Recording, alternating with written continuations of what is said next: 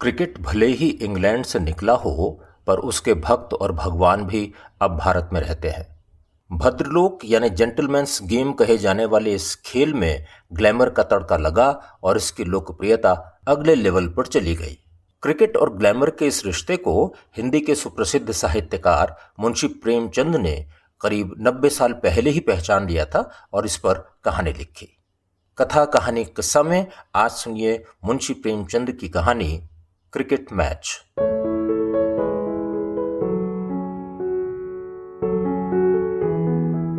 आज cricket match में मुझे जितनी निराशा हुई मैं उसे व्यक्त नहीं कर सकता।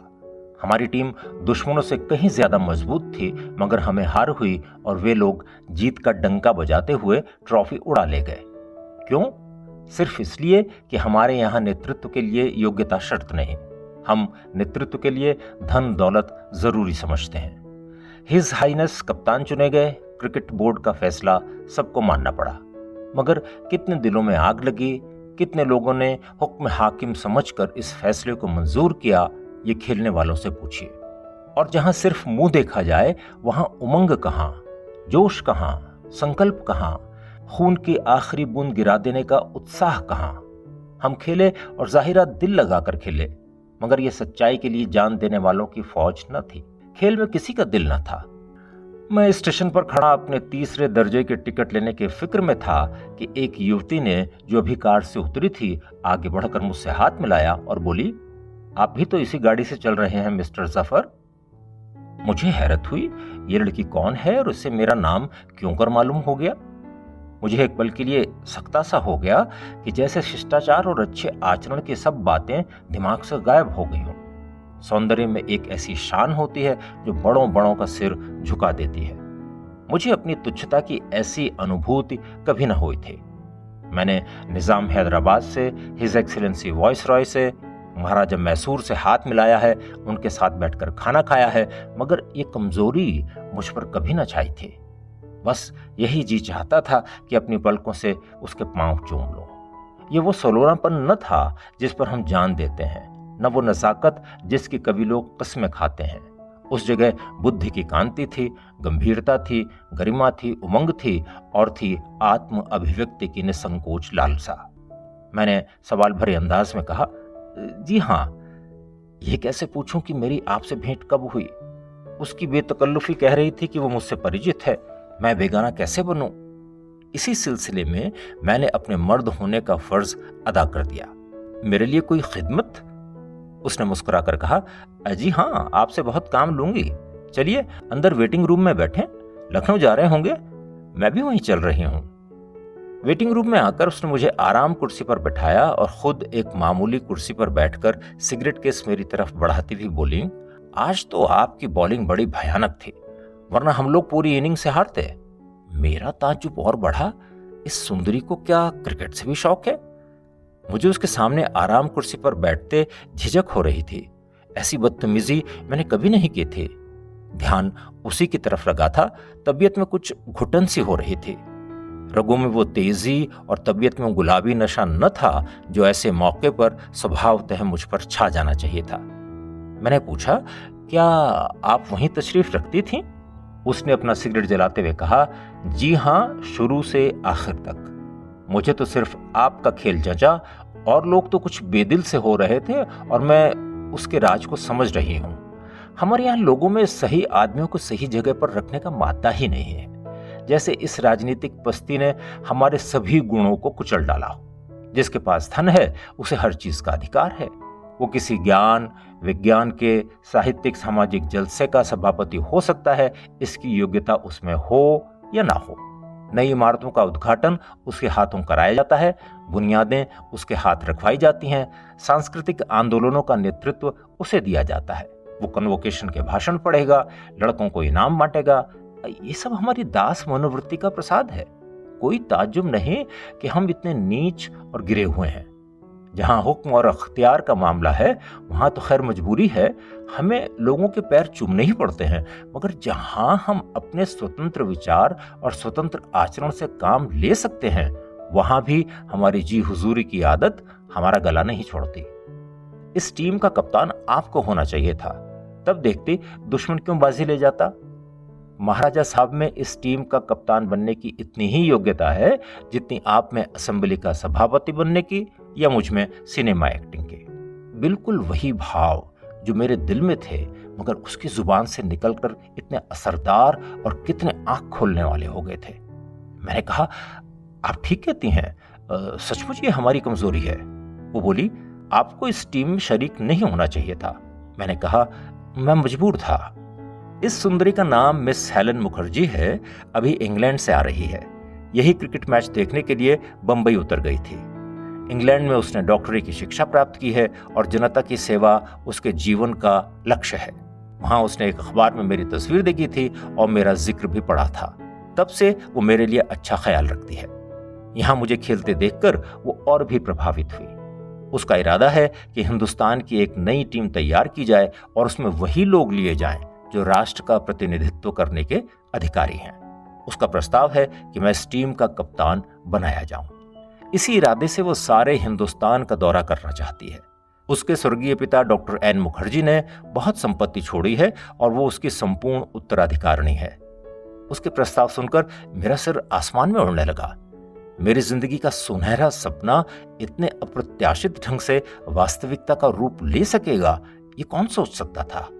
अलौकिक शक्ति में मेरा विश्वास नहीं, मगर आज मेरे शरीर का रोवा रोवा कृतज्ञता और भक्ति भावना से भरा हुआ था। मैंने उचित और विनम्र शब्दों में मिस हेलन को धन्यवाद दिया। गाड़ी की घंटी हुई। मिस मुखर्जी ने फर्स्ट क्लास के 2 टिकट मंगवाए।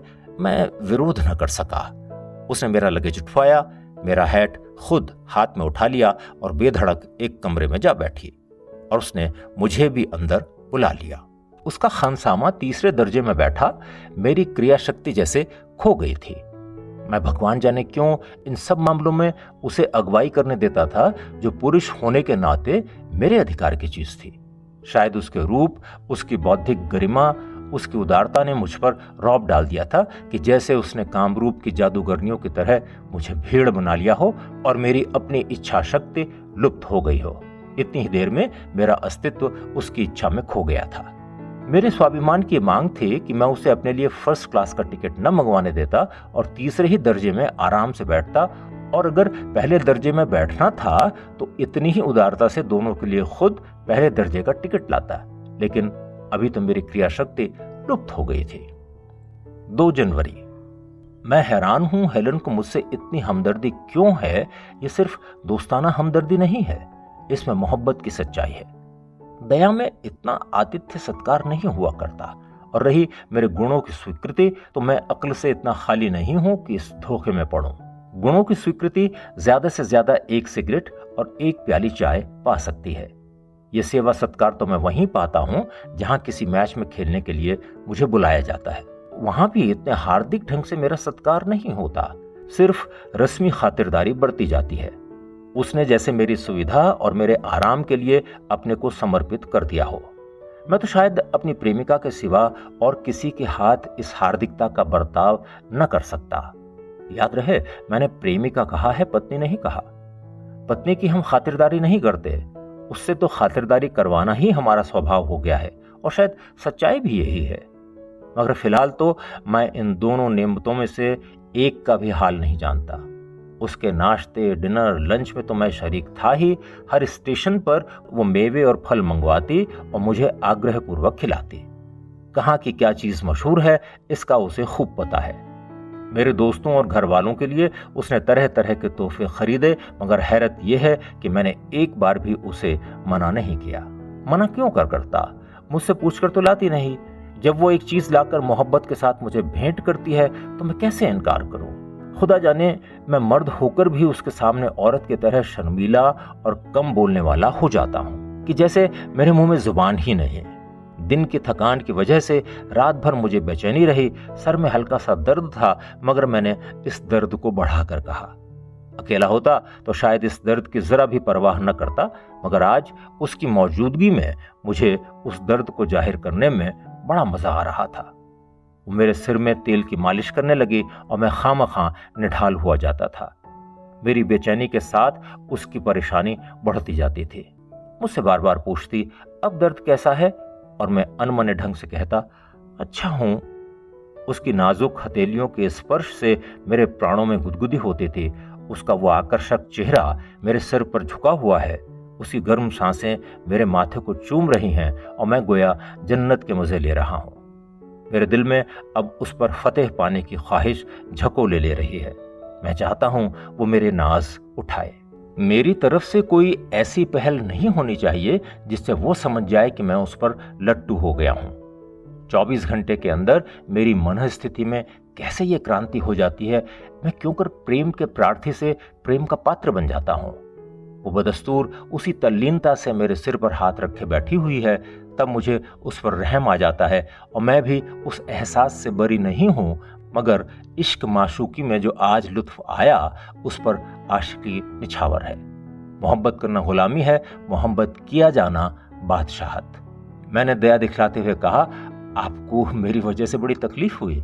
उसने उमक कर कहा, मुझे क्या तकलीफ हुई, आप दर्द से बेचैन थे और मैं बैठी थी। काश ये दर्द मुझे हो जाता। मैं 7वें आसमान पर उड़ा जा रहा था। 5 जनवरी। कल शाम को हम लखनऊ पहुंच गए। रास्ते में हेलन से सांस्कृतिक, राजनीतिक और साहित्यिक प्रश्नों पर खूब बातें हुई। ग्रेजुएट तो भगवान की दया से मैं भी हूं, तब से फुर्सत के वक्त किताबें भी देखता ही रहा हूं, विद्वानों की संगत में भी बैठा हूं, लेकिन उसके ज्ञान के विस्तार के आगे कदम कदम पर मुझे अपनी हीनता का बोध होता है। हर एक प्रश्न पर उसकी राय है और मालूम होता है कि उसने छानबीन के बाद यह राय कायम की है। उसके विपरीत मैं उन लोगों में हूं जो हवा के साथ उड़ते हैं और जिनकी क्षणिक प्रेरणाएं उनको उलट पुलट कर रख देती हैं। मैं कोशिश करता था कि किसी तरह उस पर अपनी अक्ल का सिक्का जमा दूं, मगर उसके दृष्टिकोण मुझे बेजुबान कर देते थे। जब मैंने देखा कि ज्ञान विज्ञान की बातों में मैं उससे जीत न सकूंगा, तो मैंने एबिसिनिया और इटली की लड़ाई का जिक्र छेड़ दिया, जिस पर मैंने अपनी समझ में बहुत कुछ पढ़ा था और इंग्लैंड और फ्रांस ने इटली पर दबाव डाला है, उसकी तारीफ में मैंने अपनी वाक शक्ति खर्च कर दी। उसने एक मुस्कुराहट के साथ कहा, आपका यह ख्याल है कि इंग्लैंड और फ्रांस सिर्फ इंसानियत और कमजोर की मदद करने की भावना से प्रभावित हो रहे हैं, तो आपकी गलती है। उनकी साम्राज्य लिप्सा ये नहीं बर्दाश्त कर सकती कि दुनिया की कोई दूसरी ताकत फले फूले। मुसोलिनी वही कर रहा है जो इंग्लैंड ने कितनी ही बार किया है, आज भी कर रहा है। ये सारा बहुरूपियापन सिर्फ अबिसिनिया में व्यावसायिक सुविधाएं प्राप्त करने के लिए है। इंग्लैंड को अपने व्यापार के लिए बाजारों की जरूरत है, अपनी बढ़ी हुई आबादी के लिए जमीन के टुकड़ों की जरूरत है, अपने शिक्षितों के लिए ऊंचे पदों की जरूरत है, तो इटली को क्यों ना हो। इटली जो कुछ कर रहा है ईमानदारी के साथ एलानिया कर रहा है। उसने कभी दुनिया के सभी लोगों के साथ भाईचारे का डंका नहीं पीटा, कभी शांति का राग नहीं अलापा। वो तो साफ कहता है, संघर्ष ही जीवन का लक्षण है। मनुष्य की उन्नति लड़ाई ही के जरिए होती है। आदमी के अच्छे गुण लड़ाई के मैदान में ही खुलते हैं। सबकी बराबरी के दृष्टिकोण को वो पागलपन कहता है। वो अपना शुमार भी उन्हीं बड़ी कौमों में करता है जिन्हें रंगीन आबादियों पर हुकूमत करने का हक है। इसलिए हम उसकी कार्यप्रणाली को समझ सकते हैं। इंग्लैंड ने हमेशा धोखेबाजी से काम लिया है, हमेशा एक राष्ट्र के विभिन्न तत्वों में भेद डालकर या उनके आपसी विरोधों को राजनीति के आधार बनाकर उन्हें अपना पिछलग्गू बनाया है। मैं तो चाहती हूं कि दुनिया में इटली, जापान और जर्मनी खूब तरक्की करें और इंग्लैंड का आधिपत्य टूटे। तभी दुनिया में असली जनतंत्र और शांति पैदा होगी। वर्तमान सभ्यता जब तक मिट नहीं जाएगी, दुनिया में शांति का राज्य नहीं होगा। कमजोर कौमों को जिंदा रहने का कोई हक नहीं, उसी तरह जिस तरह कमजोर पौधों को। सिर्फ इसलिए नहीं कि उनका अस्तित्व स्वयं उनके लिए कष्ट का कारण है, बल्कि इसलिए भी कि वही दुनिया के इस झगड़े और रक्तपात के लिए जिम्मेदार हैं। मैं भला क्यों इस बात से सहमत होने लगा? मैंने जवाब तो दिया और इन विचारों का इतने ही जोरदार शब्दों में खंडन भी किया, मगर मैंने देखा इस मामले में वो संतुलित बुद्धि से काम नहीं लेना चाहती या नहीं ले सकती। स्टेशन पर उतरते ही मुझे ये फिक्र सवार हुई कि हेलन को अपना मेहमान कैसे बनाऊं। अगर होटल में ठहराऊं तो भगवान जाने अपने दिल में क्या कहे। अगर अपने घर ले जाऊं तो शर्म मालूम होती है। वहां ऐसी रुचि संपन्न और अमीरों जैसे स्वभाव वाली युवती के लिए सुविधा की क्या सामग्रियां हैं। ये संयोग की बात है कि मैं क्रिकेट अच्छा खेलने लगा और पढ़ना लिखना छोड़ छाड़कर उसी का हो रहा और एक स्कूल का मास्टर हूं, मगर घर की हालत बदस्तूर है। वही पुराना अंधेरा टूटा फूटा मकान, तंग गली में वही पुराने रंग ढंग, वही पुराना ढच्चर। अम्मा तो शायद हेलन को घर में कदम ही ना रखने दें, और यहां तक नौबत ही क्यों आने लगी, हेलन खुद दरवाजे से भागेगी। काश आज अपना मकान होता, सजा संवरा, मैं इस काबिल होता कि हेलन की मेहमानदारी कर सकता। इससे ज्यादा खुशनसीबी और क्या हो सकती थी, लेकिन बेसरो सामानी का बुरा हो। मैं यही सोच रहा था कि हेलन ने कुली से असबाब उठवाया और बाहर आकर एक टैक्सी बुला ली। मेरे लिए इस टैक्सी में बैठ जाने के सिवा दूसरा चारा क्या बाकी रह गया था। मुझे यकीन है अगर मैं उसे अपने घर ले जाता तो उस बेसरो सामानी के बावजूद खुश होती। हेलन रुचि संपन्न है मगर नखरेबाज नहीं है। वो हर तरह की आजमाइश और तजुर्बे के लिए तैयार रहती है। हेलन शायद आजमाइशों को और नागवार तजुर्बों को बुलाती है, मगर मुझ में न ये कल्पना है और न वो साहस। उसने अगर जरा गौर से मेरा चेहरा देखा होता तो उसे मालूम हो जाता कि उस पर कितनी शर्मिंदगी और कितनी बेचारगी झलक रही थी। मगर शिष्टाचार का निर्वाह तो जरूरी था। मैंने आपत्ति की, मैं तो आपको अपना मेहमान बनाना चाहता था, मगर आप उल्टा मुझे होटल लिए जा रही हैं। उसने शरारत से कहा, इसीलिए कि आप मेरे काबू से बाहर न हो पाए। मेरे लिए इससे ज्यादा खुशी की बात क्या होती कि आपके आतिथ्य सत्कार का आनंद उठाऊं, लेकिन प्रेम ईर्ष्यालु होता है, यह आपको मालूम है। वहां आपके इष्ट मित्र आपके वक्त का बड़ा हिस्सा ले लेंगे, आपको मुझसे बात करने का वक्त ही ना मिलेगा। मर्द आमतौर पर कितने बेमुरव्वत और जल्द भूल जाने वाले होते हैं, इसका मुझे अनुभव हो चुका है। मैं आपको एक क्षण के लिए भी अलग नहीं छोड़ सकते। मुझे अपने सामने देखकर आप मुझे भूलना भी चाहो तो नहीं भूल सकते। मुझे अपनी इस खुशनसीबी पर हैरत ही नहीं बल्कि ऐसा लगने लगा जैसे मैं सपना देख रहा हूं। जिस सुंदरी की एक नजर पर मैं अपने को कुर्बान कर देता, वो इस तरह मुझसे मोहब्बत का इजहार करे। मेरा तो जी चाहता था कि इसी बात पर उसके कदमों को पकड़कर सीने से लगा लूं और आंसुओं से तर कर दूं। होटल में पहुंचे, मेरा कमरा अलग था, खाना हमने साथ खाया और थोड़ी देर तक वहीं हरी हरी घास पर टहलते रहे। खिलाड़ियों को कैसा चुना जाए, यही सवाल था। मेरा जी तो यही चाहता था कि सारी रात उसके साथ टहलता रहूं, लेकिन उसने कहा, आप अब आराम करें, सुबह बहुत काम है। मैं अपने कमरे में आकर लेट रहा, मगर सारी रात नींद नहीं आई। हेलन का मन अभी तक मेरी आंखों से छिपा हुआ था। हर क्षण वो मेरे लिए पहेली होती जा रही है। 12 जनवरी, आज दिन भर लखनऊ के क्रिकेटरों का जमाव रहा।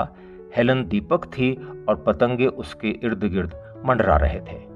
यहां से मेरे अलावा 2 लोगों का खेल हेलन को बहुत पसंद आया, ब्रजेंद्र और सादिक। हेलन उन्हें ऑल इंडिया टीम में रखना चाहती थी। इसमें कोई शक नहीं कि दोनों इस फन के उस्ताद हैं, लेकिन उन्होंने जिस तरह शुरुआत की है उससे तो यही मालूम होता है कि वो क्रिकेट खेलने नहीं, अपनी किस्मत की बाजी खेलने आए हैं। हेलन किस मिजाज की औरत है ये समझना मुश्किल है। ब्रजेंद्र मुझसे ज्यादा सुंदर है, वो मैं भी स्वीकार करता हूँ। रहन सहन से पूरा साहब है, लेकिन पक्का शोहदा, लोफर। मैं नहीं चाहता था कि हेलन उससे किसी तरह का संबंध रखे। अदब तो उसे छू ही नहीं गया। बुद्जुबान, परले सिरे का, बेहुदा गंदे मजाक, बातचीत का ढंग नहीं और मौके की समझ नहीं। कभी कभी हेलन से ऐसे मतलब भरे इशारे कर जाता कि मैं शर्म से सिर झुका लेता हूँ, लेकिन हेलन को शायद उसका बाजारूपन, उसका छिछोरापन महसूस नहीं होता। नहीं, वो शायद उसके गंदे इशारों का मजा लेती है। मैंने कभी उसके माथे पर शिकन नहीं देखी। ये मैं नहीं कहता कि हंसमुखपन कोई बुरी चीज है, ना जिंदा दिली का मैं दुश्मन हूं, लेकिन एक लेडी के साथ तो अदब और कायदे का लिहाज रखना ही चाहिए। सादिक एक प्रतिष्ठित कुल का दीपक है, बहुत ही शुद्ध आचरण, यहां तक कि उसे ठंडे स्वभाव का भी कह सकते हैं। बहुत घमंडी, देखने में चिड़चिड़ा, लेकिन अब वो भी शहीदों में दाखिल हो गया है। कल आप हेलन को अपना शेर सुनाते रहे और वो खुश होती रही। मुझे तो उन शेरों में कुछ मजा ना आया। इससे पहले मैंने इन हजरत को कभी शायरी करते नहीं देखा। ये मस्ती कहां से फट पड़ी। रूप में जादू की ताकत है, और क्या कहूं। इतना भी न सूझा कि उसे शेर ही सुनाना है तो हसरत, जिगर या जोश के कलाम से 2-4 शेर याद कर लेता। हेलन सबका कलाम पढ़े थोड़ी बैठी है। आपको शेर कहने की क्या जरूरत है, मगर यही बात उनसे कह दूं तो बिगड़ जाएंगे, समझेंगे मुझे जलन हो रही है। मुझे क्यों जलन होने लगी। हेलन की पूजा करने वालों में एक मैं ही हूं। हाँ, इतना जरूर चाहता हूं कि वो अच्छे बुरे की पहचान कर सके। हर आदमी की बेतकल्लुफी मुझे पसंद नहीं, मगर हेलन की नजरों में सब बराबर है। वो बारी बारी से सबसे अलग हो जाती है और सबसे प्रेम करती है। किसकी ओर ज्यादा झुकी है, ये फैसला करना मुश्किल है। सादिक की धन संपत्ति से वो जरा भी प्रभावित नहीं जान पड़ती। कल शाम को हम लोग सिनेमा देखने गए थे। सादिक ने आज असाधारण उदारता दिखाई। जेब से वो रुपया निकालकर सबके लिए टिकट लेने चले। मियाँ सादिक, जो इस अमीरी के बावजूद तंग दिल आदमी हैं, मैं तो कंजूस कहूंगा, हेलन ने उनकी उदारता को जगा दिया। मगर हेलन ने उन्हें रोक लिया और खुद अंदर जाकर सबके लिए टिकट लाई। और यूं भी वो इतनी बेदर्दी से रुपया खर्च करती है कि मियाँ सादिक के छक्के छूट जाते हैं। जब तक उनका हाथ जेब में जाता है, हेलन के रुपए काउंटर पर जा पहुंचते हैं।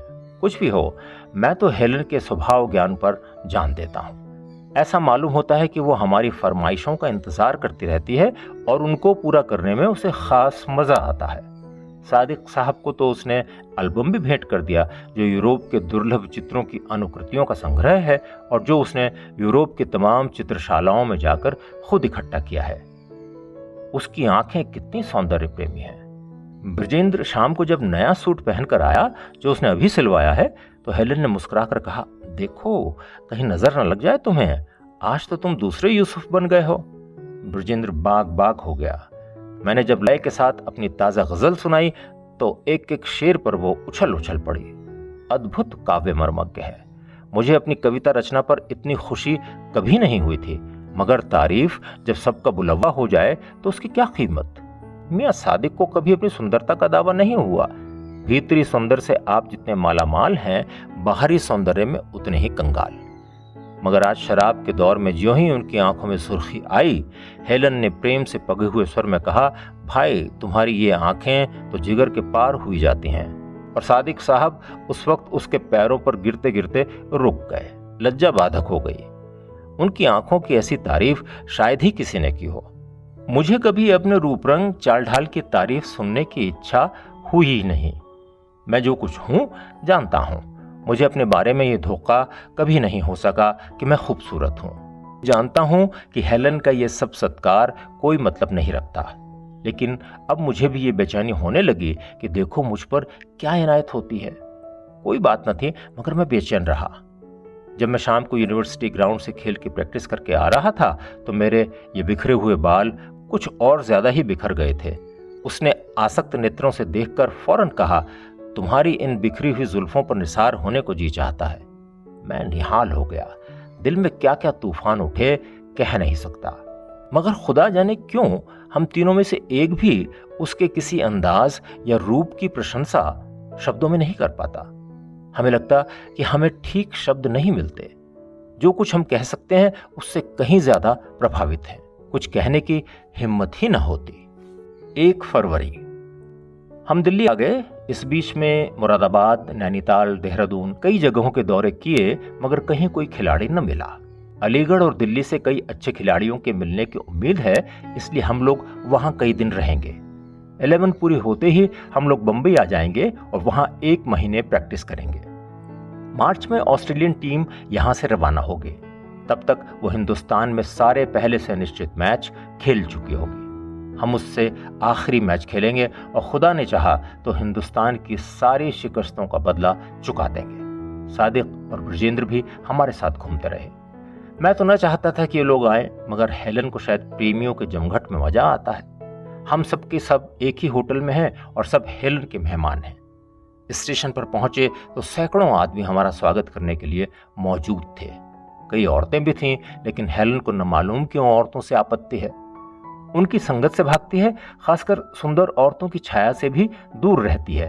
हालांकि उसे किसी सुंदरी से जलने का कोई कारण नहीं है। ये मानते हुए भी कि हुस्न उस पर खत्म नहीं हो गया है, उसमें आकर्षण के ऐसे तत्व मौजूद हैं कि कोई परी भी उसके मुकाबले में नहीं खड़ी हो सकती। नक्श ही तो सब कुछ नहीं है। रुचि का सौंदर्य, बातचीत का सौंदर्य, अदाओं का सौंदर्य भी तो कोई चीज है। प्रेम उसके दिल में है या नहीं खुदा जाने, लेकिन प्रेम के प्रदर्शन में वो बेजोड़ है। दिलजोई और नाज बर्दारी के फन में हम जैसे दिलदारों को भी उससे शर्मिंदा होना पड़ता है। शाम को हम लोग नई दिल्ली की सैर को गए। दिलकश जगह है, खुली हुई सड़कें, जमीन के खूबसूरत टुकड़े, सुहानी रविशें। उसको बनाने में सरकार ने बहुत रुपया खर्च किया है और बेजरूरत। ये रकम रियाया की भलाई पर खर्च की जा सकती थी, मगर इसको क्या कीजिए कि जनसाधारण उसके निर्माण से जितने प्रभावित हैं उतने अपनी भलाई की किसी योजना से न होते। आप 10-5 मदरसे ज्यादा खोल देते या सड़कों की मरम्मत में या खेती की जांच पड़ताल में इस रुपए को खर्च कर देते, मगर जनता को शान शौकत धन वैभव से आज भी जितना प्रेम है उतना आपके रचनात्मक कामों से नहीं है। बादशाह की जो कल्पना उसके रोम रोम में घुल गई है वो अभी सदियों तक नहीं मिटेगी। बादशाह के लिए शान शौकत जरूरी है, पानी की तरह रुपया बहाना जरूरी है।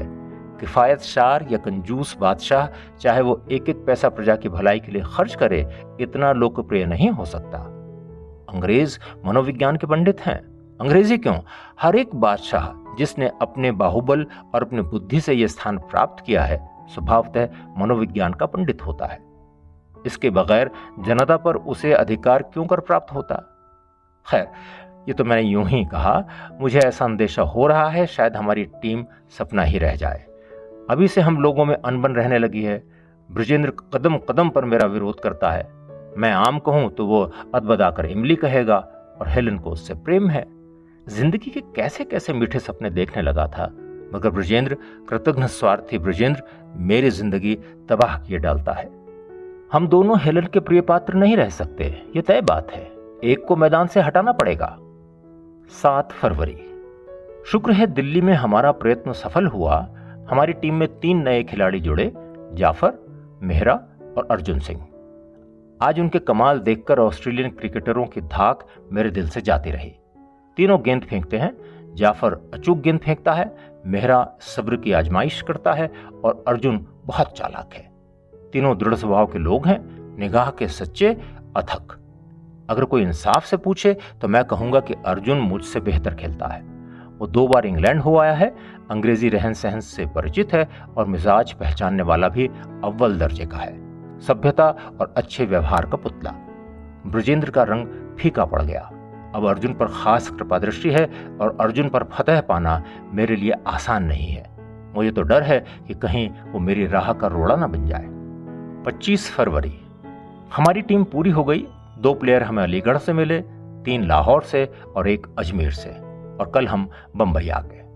हमने अजमेर, लाहौर और दिल्ली में वहां की टीमों से मैच खेले और उन पर बड़ी शानदार फतह पाई। आज बंबई की हिंदू टीम से हमारा मुकाबला है और मुझे यकीन है कि मैदान हमारे हाथ रहेगा।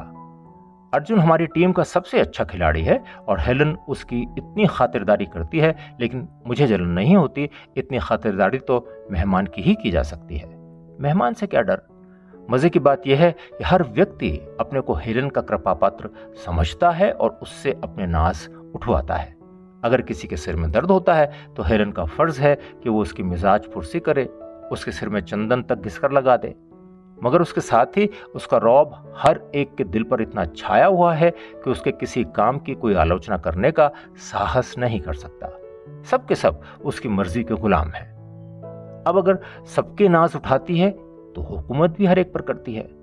शामियाने में एक से एक सुंदर औरतों का जमघट है, मगर हेलन के कैदियों की मजाल नहीं कि किसी की तरफ देखकर मुस्कुरा भी सकें।